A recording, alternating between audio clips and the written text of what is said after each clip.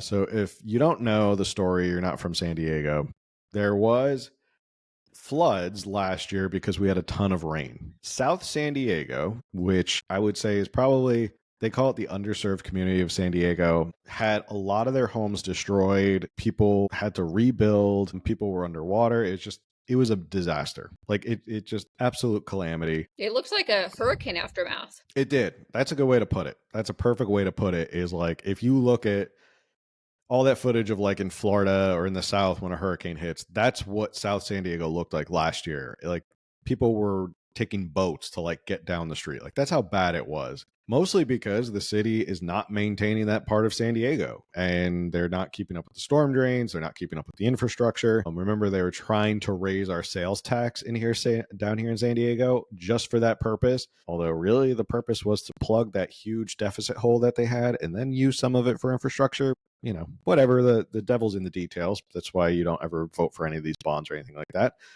Storm drains were not well maintained. This reservoir was not well maintained. Everything was clogged up, and this was all right before the floods. City of San Diego just completely ignored it. Now he's trying to say, well, there's a financial issue. We need to invest in these people more. And now they're crying the blues that they don't have the money because the sales tax that they were trying to dupe San Diego citizens into passing was not passed, and now they have a problem of there's a huge budget deficit and they don't have money to fix this infrastructure. So this part of San Diego continues to go neglected. You can't do the basic things. That's the incompetence, is that you can't do, as a city, you can't do the basic things. You can't clean storm drains. And I can't emphasize enough that like it's sad that these tragedies expose this, but it does help people see like, wait a second, what am I paying taxes for? Why did I elect these people? Maybe I should really look into who I'm electing and not just